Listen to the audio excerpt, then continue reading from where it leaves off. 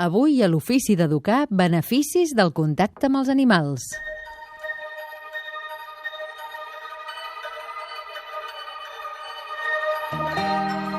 Gràcies al contacte amb els animals ens emocionem, sentim, ens comuniquem i ens ajuden a connectar-nos amb la naturalesa i equilibrar la nostra ment i el nostre cos. I aquestes sensacions tenen una explicació científica, segons el biòleg americà Edward O. Wilson, que va demostrar el fort vincle entre l'ésser humà i els animals. Tenim una afinitat innata per tots els éssers vius. Per exemple, el contacte amb un gos, amb el que s'ha establert un vincle afectiu, fa que alliberem oxitocina, l'hormona relacionada amb el plaer, endorfines, un neurotransmissor relacionat amb la felicitat i el benestar, i redueix els nivells de cortisol en sang, l'indicador fisiològic de l'estrès. Conviure amb un animal pot resultar molt beneficiós. Suposa fer-se responsable de les cures de la mascota i això implica que si l'infant no posa aigua a l'animal, aquest tindrà set. I per tant té una motivació afegida fruit del lligam amb l'animal. Implica tenir un vincle especial d'amistat amb una altra espècie i millora l'empatia. I fins i tot veure el morir també és positiu, perquè ajuda que l'infant assumeixi de manera més natural el cicle de la vida.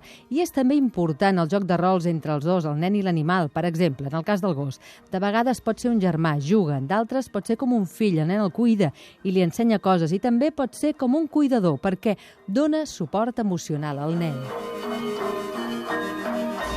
Segons un estudi de la Fundació Affinity sobre què pensen els nens dels gossos i gats, un 94% dels nens se senten millor amb un animal a prop i si es desvetllen a la nit sovint busquen primer el consol del seu animal. Segons aquest estudi, els nens creuen que sobretot els animals ens fan companyia i ens donen alegria, a més que ens entretenen, ens diverteixen, també pensen que ens donen estima i que ens ensenyen a ser responsables i a donar estima. A més, també la meitat dels enquestats creuen que els animals ens ensenyen a respectar la diferència i la majoria pensen que els animals de companyia són feliços amb nosaltres. Avui, a l'Ofici d'Educar, beneficis del contacte amb els animals.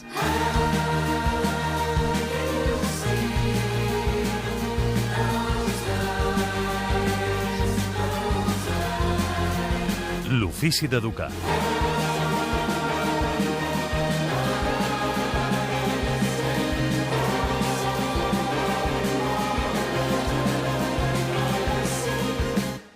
Jaume Fatjó.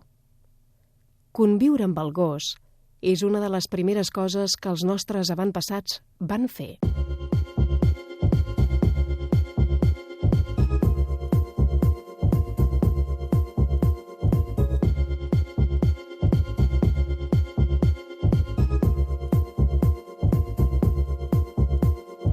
Soc Rafael Vizquerra, director del postgrau en Educació Emocional i Benestar de la Universitat de Barcelona. Hi ha investigacions que han demostrat que els animals poden ser efectius per lluitar contra la solitud, la depressió i l'ansietat. S'ha observat que tenir contacte amb un animal, encara que no sigui necessàriament propi, pot comportar efectes tranquil·litzadors, un descens de la pressió arterial i de la freqüència cardíaca. Els animals són un sistema d'amor incondicional, companys càlids i afectuosos que estan sempre disponibles, poden ser una font de relaxació i diversió que està sempre a prop i les seves demandes són simples i sense gaire complicacions. Els animals de companyia són companys fidels i amortidors de l'adversitat.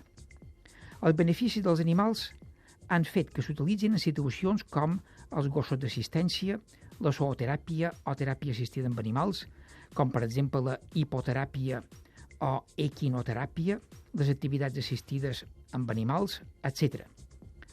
Les espècies més utilitzades són gossos, cavalls, gats, conills, aus i dofins.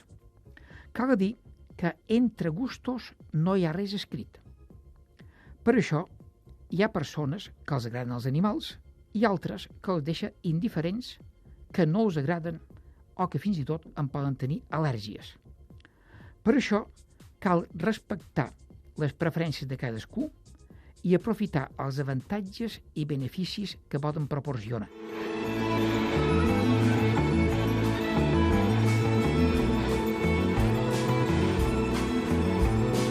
I per parlar dels beneficis pels infants i pels joves del contacte amb els animals ens acompanyen la Marta Albadalejo, que és llicenciada en Lingüística, mestra de primària, formadora de professorat a la universitat i en institucions públiques i privades. Des del 2001 es dedica a l'assessorament personal i al coaching i té una llarga formació de 4 anys de psicoterapeuta. Benvinguda, Marta. I ens acompanya també el Jaume Fatjó, que és psiquiatre, etòleg, veterinari, director de la càtedra Fundació Affinity de la Universitat Autònoma de Barcelona, dedicada a la salut i als animals, i que ens parlarà d'alguns d'aquests informes que hem citat en començar el programa d'avui.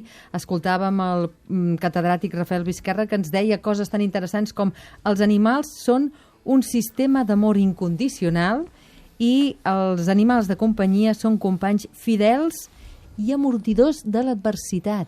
Sí. Una cosa ràpida. Psiquiatre encara no, veterinari.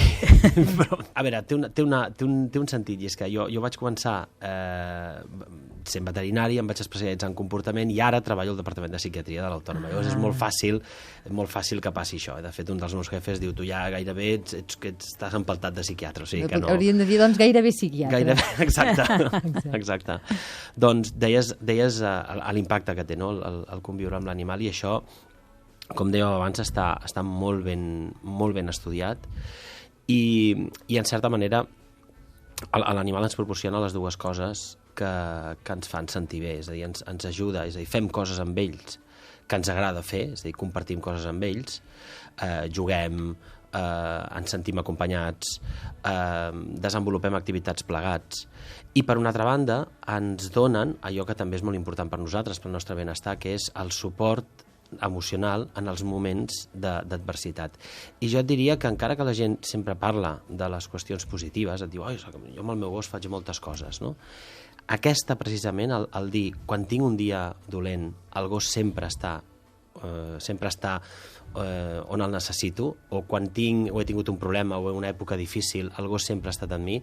Aquest és un dels factors que jo diria que la gent destaca més del benefici. És a dir, el suport en els moments d'adversitat. Aquest és importantíssim. Sí, és que els animals ens donen un tipus de reconeixement que és incondicional, no? Els humans necessitem el reconeixement dels altres. I moltes vegades, en la nostra societat, cada vegada més, aconseguir el reconeixement és complicat. Necessites fer les coses bé, hi ha molta competitivitat, no? I si fas les coses malament tens una penalització, ets comparat amb altres, no? En canvi, si tu tens un animal o una mascota, encara que no sigui teva, no? Si en el teu entorn hi ha un animal, aquell animal et reconeix sempre, encara que t'hagis equivocat, encara que hagis fet les coses malament, no? És aquesta incondicionalitat que la necessitem, no? D'alguna manera és gairebé com una substitució d'aquella mare que tots hauríem volgut, no? Que és que hi és sempre i et recull sempre, no? Com que això és impossible, perquè les mares no poden ser-hi sempre i ser incondicionals sempre, no? Doncs un animal ve a fer aquesta funció, no? Es pregunta la Marta, les relacions tenen a veure amb la salut? Sí. Hi ha relacions que maten i relacions que curen? Sí. Com es pot reconèixer les relacions que fan mal? I què podem fer perquè les nostres relacions siguin sanes? Tots nosaltres hem nascut fràgils i indefensos, com un petit cadellet desvalgut. Hem sobreviscut gràcies a les relacions que ens han salvat la vida, l'han fet créixer i madurar. Sense relacions ens moriríem. Però també diu la Marta, en algunes relacions aprenem, progressem, gaudim i som feliços, i en altres ens falta aire, la pell se'ns torna gris, el nostre cos i la nostra ment comencen a deteriorar-se i la tristesa ens envaeix. Això aplicat en les relacions amb els animals. Les relacions amb els animals... Això ho heu tret de... Sí, però jo et demano, aplica-m'ho en general. Exacte. Aquí parlaven de relacions humanes. Aplicat en les relacions amb els animals... Clar, aquesta és la diferència. Aquesta és la diferència.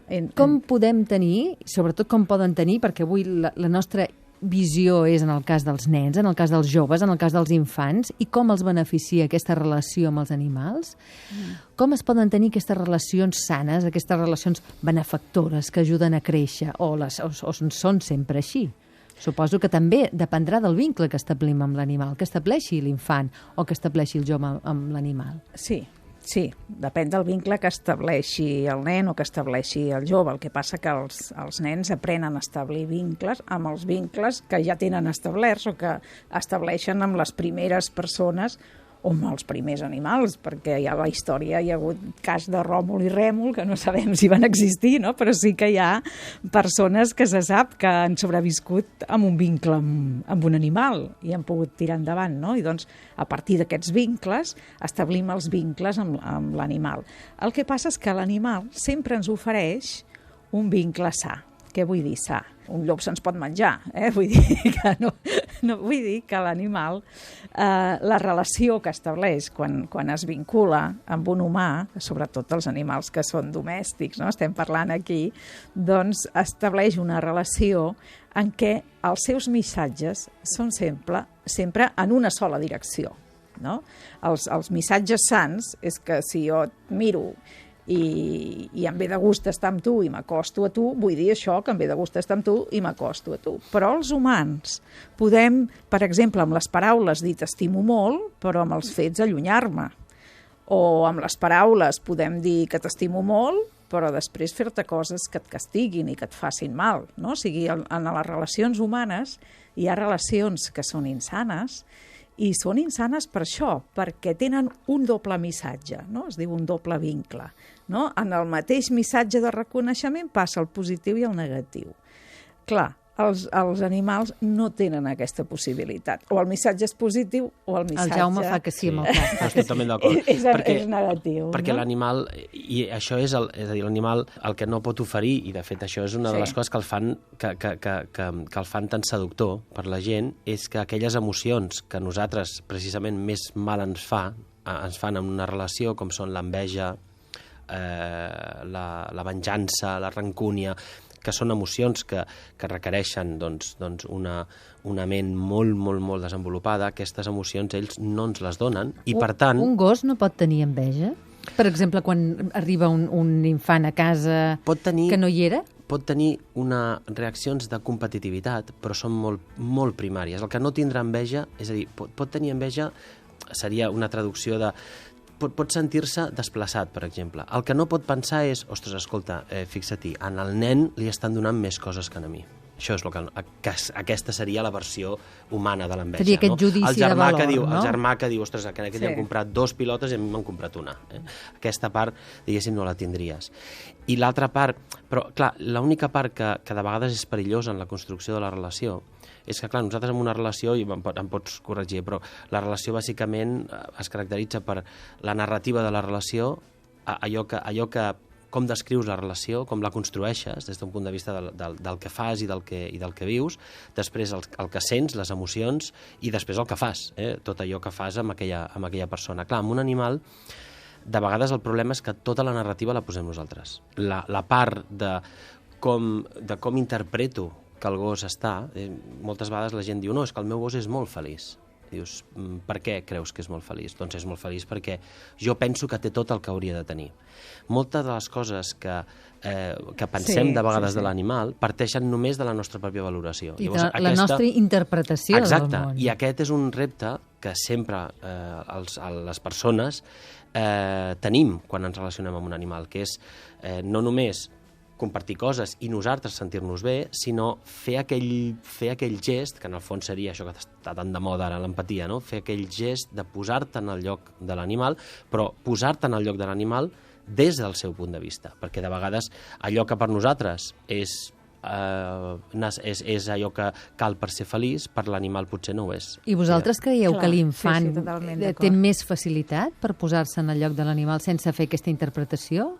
Perquè segurament és un estadi més instintiu, més... No, jo tampoc ho diria. A veure, nosaltres som un animal interpretador, diguéssim, els humans sempre interpretem, no podem deixar d'interpretar, no? I, en canvi, els animals que coneixem, encara que siguin superiors, ells, quan veuen un significat, allò significa allò, no significa una altra cosa, no? Poden associar 2 significats, no sé si no és això, no? Però vull dir que no tenen un llenguatge simbòlic com el nostre, no? I no estan interpretant. El que passa és que, per exemple, un nen no sempre té empatia.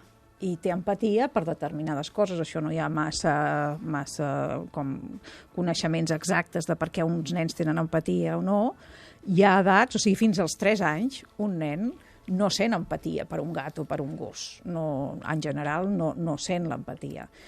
I després pot ser que hi hagi un nen que sí, un nen que no. I doncs l'empatia es va desenvolupant durant un temps i també depèn dels adults que hi ha en contacte amb aquest nen. No és que un nen que sent empatia amb els animals no sent empatia amb els adults. Un nen que pot sentir empatia amb altres nens o amb els seus pares o amb altres humans també la pot sentir amb els animals. Jo diria que va per aquí.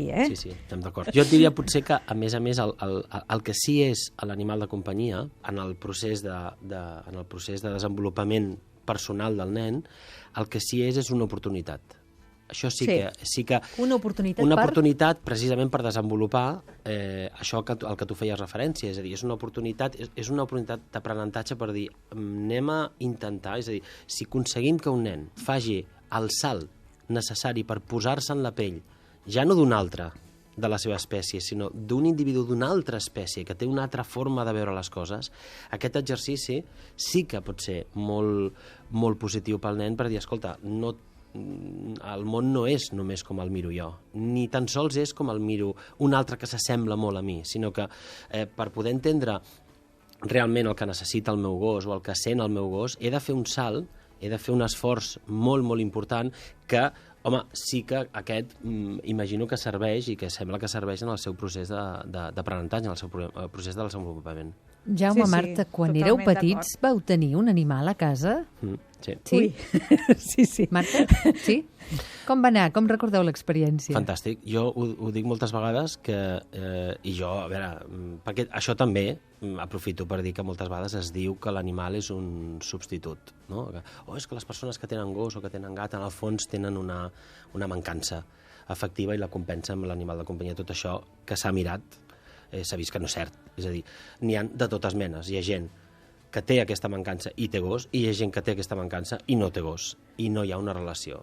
I jo, en el meu cas, doncs, quan era petit tenia 2 germanes, una casa on vivien, érem entre àvies, pares, érem 7 persones, vull dir que xarxa social tenia molta, i tenia un pastor alemany, i jo sempre dic que... es deia? Balú. I un pastor alemany. I jo sempre dic que emocionalment, a mi el record emocional que em queda del Balú és el meu germà. A mi, quan se'm va morir el Balú, era un germà. Això no vol dir que jo no entengui que era un pastor alemany, perquè de vegades les paraules es distorsionen. Però per mi, el Balú era el meu germà. Sí, és un membre de la família. Exacte. No? Sí, I per mi, en aquell moment, el rol que va tenir és de germà. Jo vaig pensar en aquell moment que el rol era de germà, però després he descobert amb els anys que no només va fer el rol de germà, com deies tu, no? Per fer servir una història personal, no? Els meus pares, molt després de tenir el gos, quan jo ja era gran, em van dir, tu no te'n recordes, però tu tenies molts malsons quan eres petit. I quan va arribar el Balú, vas deixar de tenir-los immediatament, perquè era un gos que era enorme, es posava sempre a la porta de l'habitació i suposo que allò em va transmetre una seguretat que potser no em mancava, i jo a partir d'aquell moment vaig deixar de tenir malsons. Després això ho vaig descobrir molt temps després de la mà dels meus pares. Em van dir, clar, en aquell moment no et van dir res perquè van pensar, ara s'ha arreglat, no diguis res, no? Però sí que és cert que, a més, pels nens d'aquest valor com a germà, que és allò que tens quan jugues amb el gos, a part d'això hi ha moments que et sents protegit també, et sents acompanyat pel gos i en aquell moment et fa una mica de pare.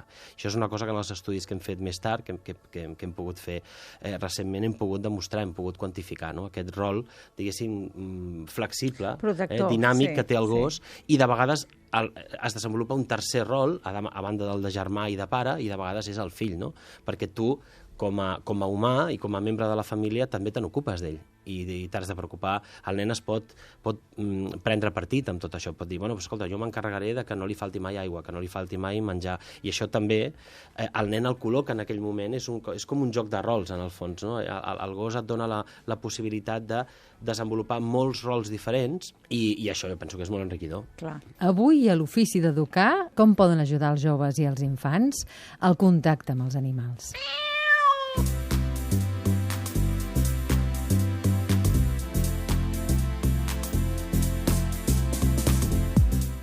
Martin Buber, Els ulls d'un animal tenen el poder de parlar un gran idioma.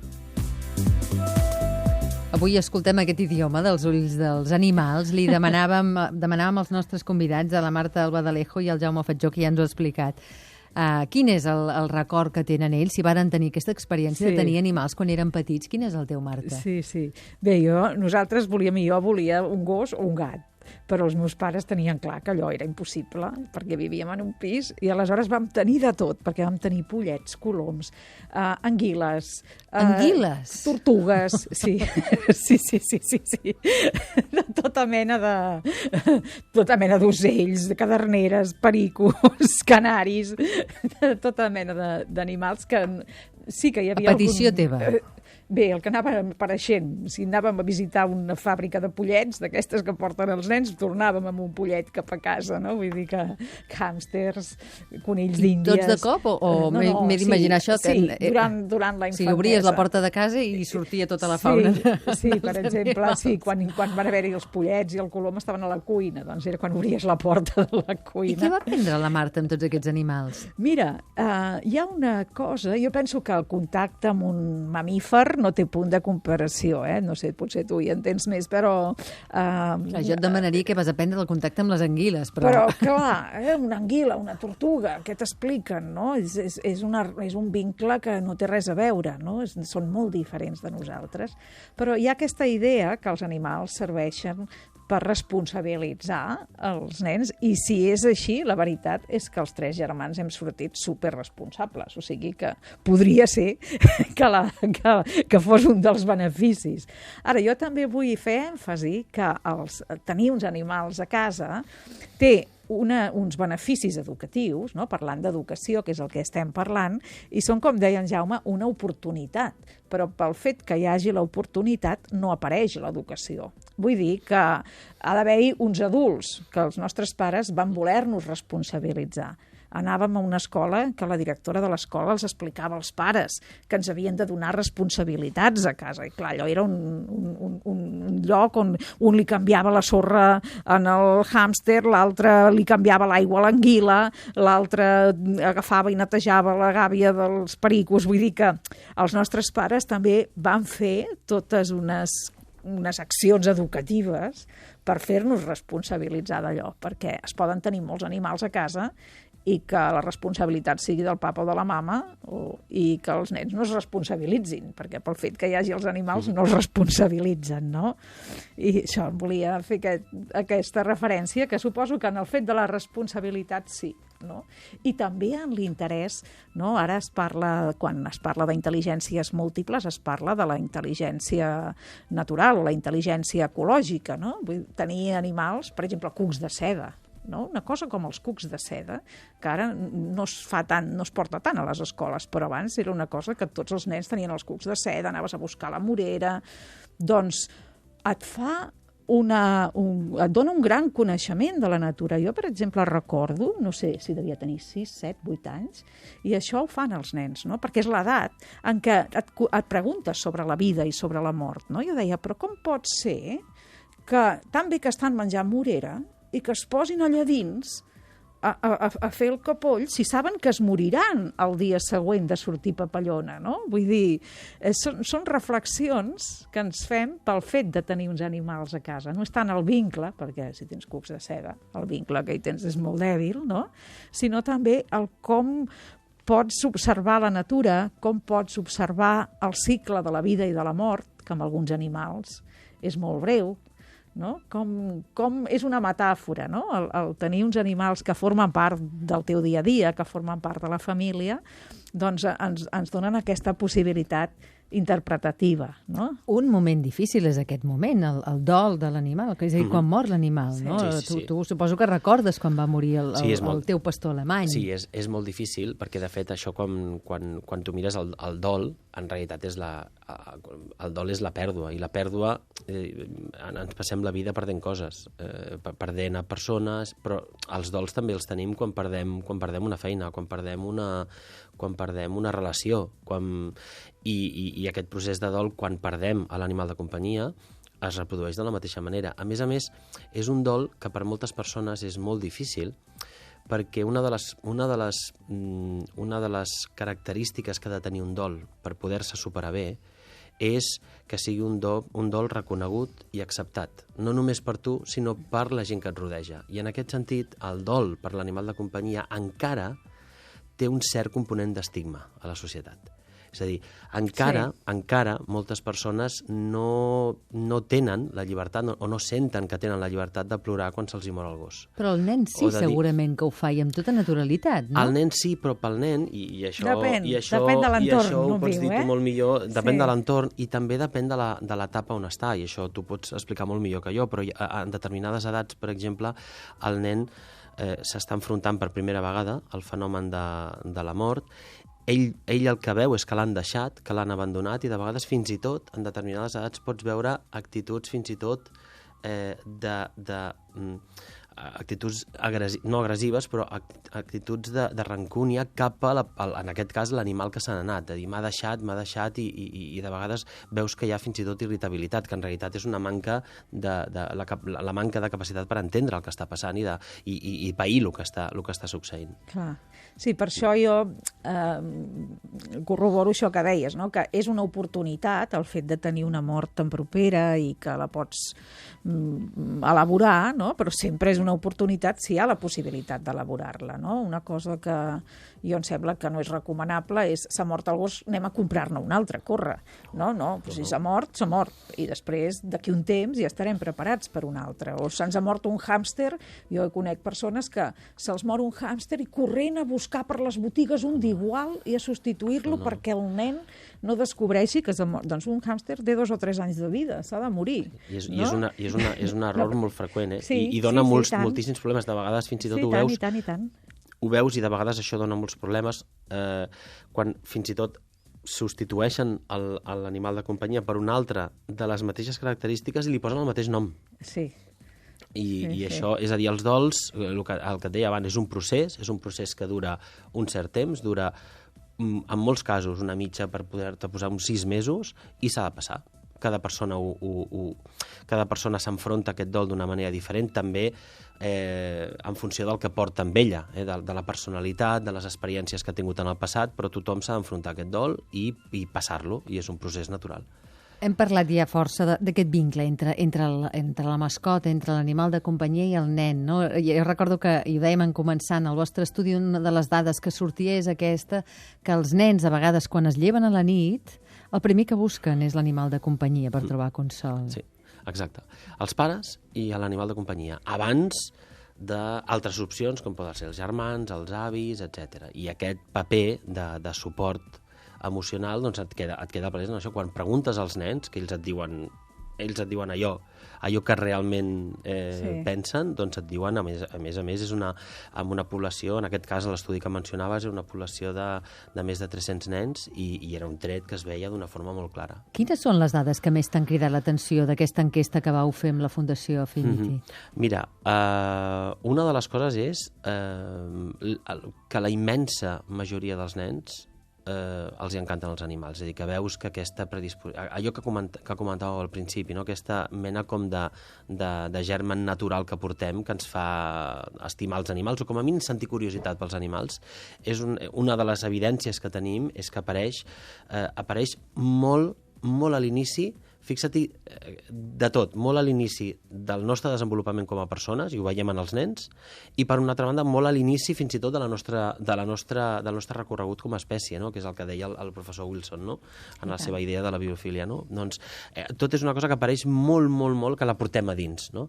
I en els nens això és el que veus d'una forma majoritària, que els hi agraden, els senten curiositat. De fet, quan fas una activitat amb gossos, i això hi ha dades també que són molt interessants, no? S'ha vist que fins i tot a les escoles, escoles que han introduït un gos a classe, o que han fet servir un gos mentre es feia classe, contràriament al que podria semblar, la capacitat d'atenció i el rendiment millora. Contràriament al que podries pensar, no? Doncs la capacitat d'atenció i el rendiment milloren. És a dir, que sembla que aquesta relació és una relació molt fàcil d'articular, de posar en marxa. Ara, és veritat el que deies tu abans, ha d'haver-hi algú que faci que tot vagi com ha d'anar i de la manera com ha d'anar. Avui, a l'Ofici d'Educar, parlem dels beneficis pels nens de tenir animals a casa.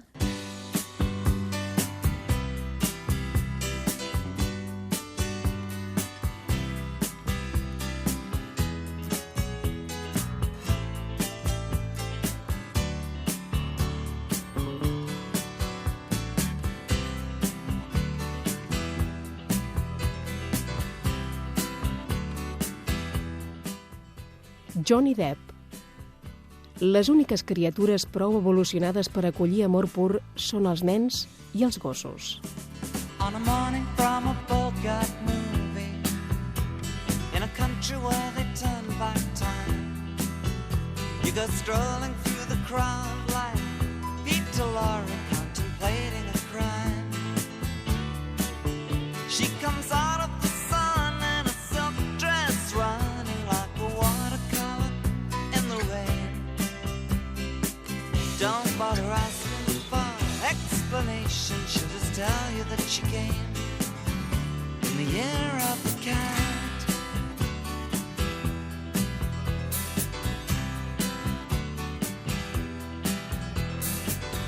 The Present és un curt dirigit per Jacob Frey, que s'ha fet viral al YouTube, com aquestes coses que es fa viral, i que mostra la història d'un nen addicte als videojocs que rep un regal que li canviarà la vida. És un gos que li falta una pota, i al veure el nen primer, ara ho escoltarem, el rebutja, però després canvia. ¿Por qué no dejas de jugar a eso y abres el regalo que te he traído? ¿Un regalo? ¿Sí? Oh, vaya. Veamos. ¡Wow! ¡Genial!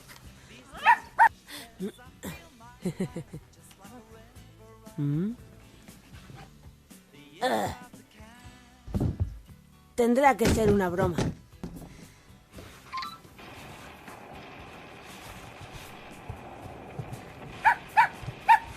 Aparta.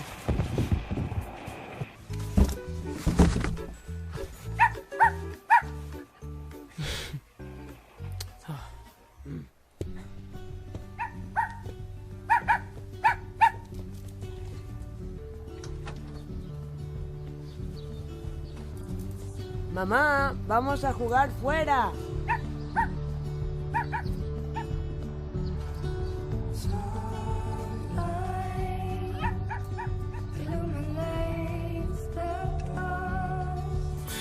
The year of the cat. I el nen d'aquest curt, The Present, el que fa és que el gos li conquereix el cor i acaba abandonant els videojocs i surt al carrer, perquè sembla que aquell nen, segons ja el mirareu per internet, sembla que aquell nen feia temps que no sortia de casa i estava concentrat amb els videojocs, surt feliç a jugar al carrer.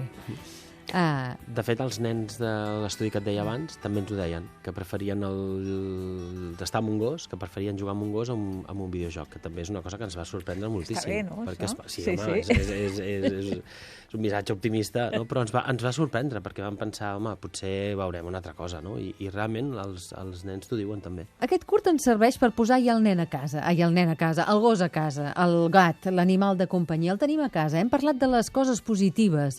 Sí. Parlem també de les responsabilitats i del grau de maduresa que ha de tenir l'infant i del paper que l'heu anomenat dels pares i mares, dels educadors, alhora que el nen entengui quin és el rol que cadascú pot jugar en aquest procés. Posem-nos-hi. Sí, això és important, no? Perquè, per exemple, abans que has comentat el tema de les relacions sanes o insanes, en principi un animal t'ofereix una relació sana perquè no té doble missatge, perquè és un reconeixement que et fa incondicional, no? Si tu ets allà i li poses menjar i viu sota el teu sostre, tu ets un d'ells, no? O ell és un dels teus, no? Diguéssim.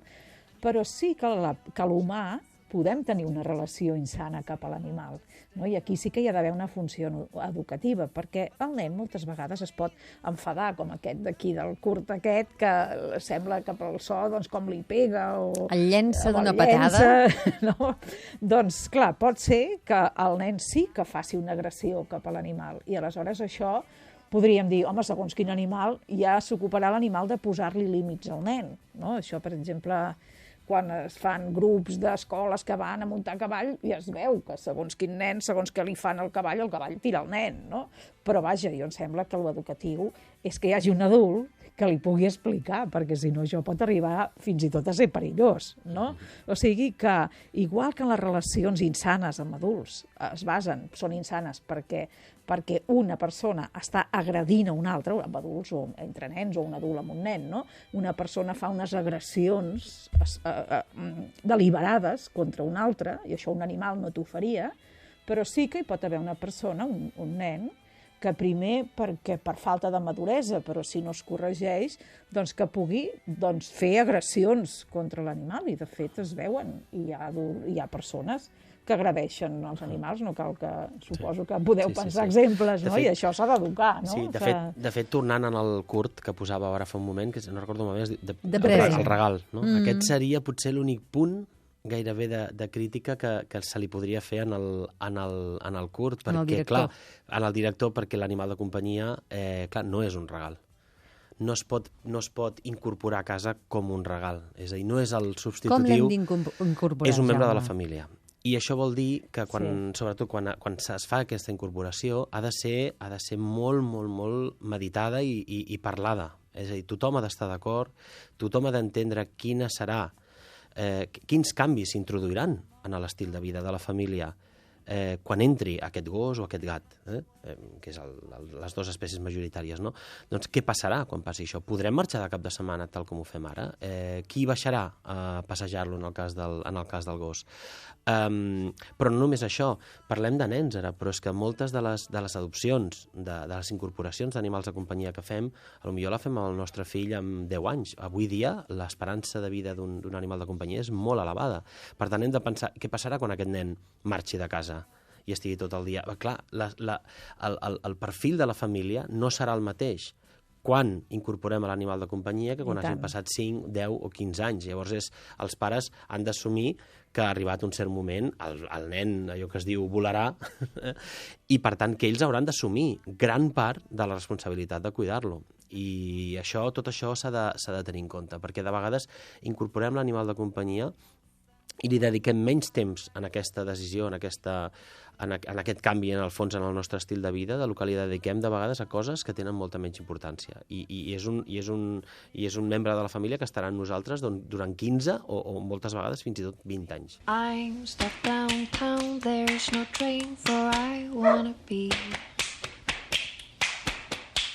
I'm stuck downtown, there's no train for I wanna be. Anatole France. Fins que no hagis estimat un animal, una part de la teva ànima estarà adormida. Marta, digues. Sí, deia que efectivament no pot ser un regal, un animal, en el sentit, ja sé que a vegades s'aprofita un aniversari o unes festes de Nadal o així, no? Però no pot ser propietat del nen, sinó un membre de la família, coincideixo, no? Perquè un nen té propietats, té joguines, té coses que són seves, i pel fet de ser seves fins i tot les fa malbé deliberadament, els fa un estrip perquè se sàpiga que allò és seu, sap que com que és seu ho pot donar, ho pot llançar, ho pot destrossar, no? I en canvi un membre de la família no se li pot fer això. O sigui que aquesta és també la gran diferència, que no és un objecte. Com podem saber si aquell infant té prou maduresa per tenir cura d'un animal? Ens hi posem i ho provem? Hi ha algun indicatiu?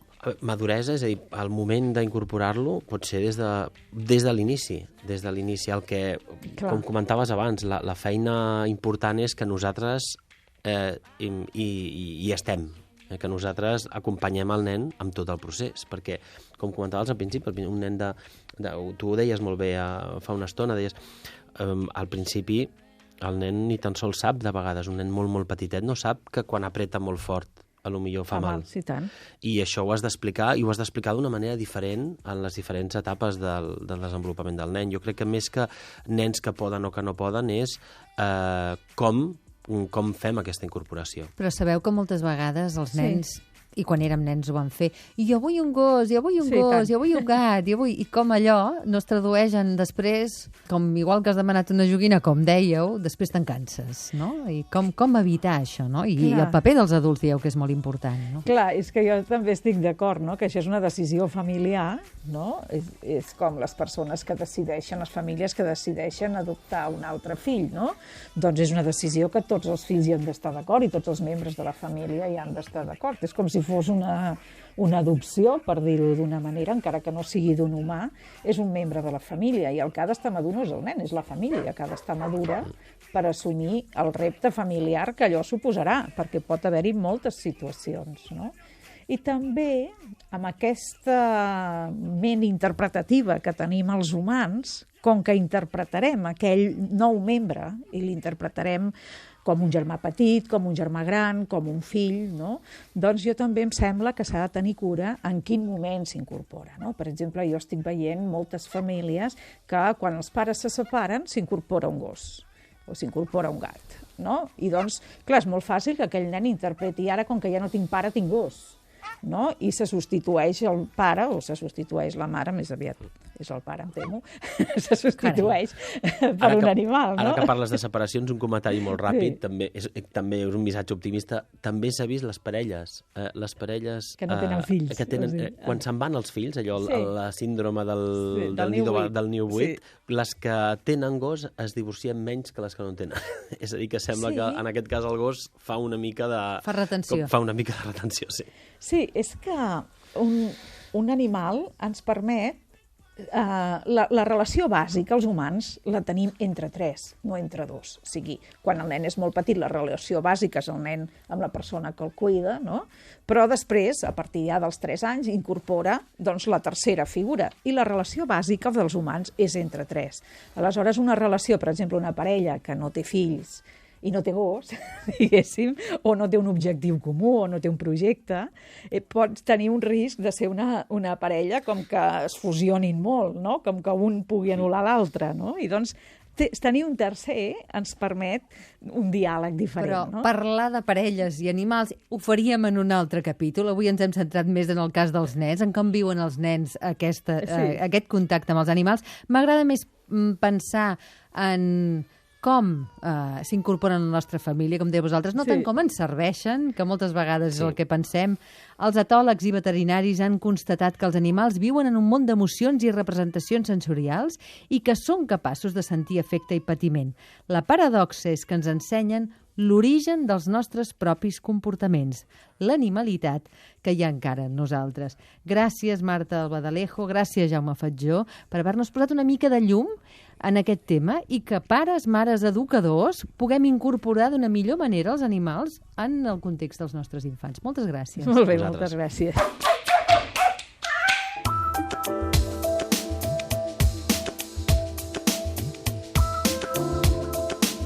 Escola d'Emocions, amb Gemma Baulies.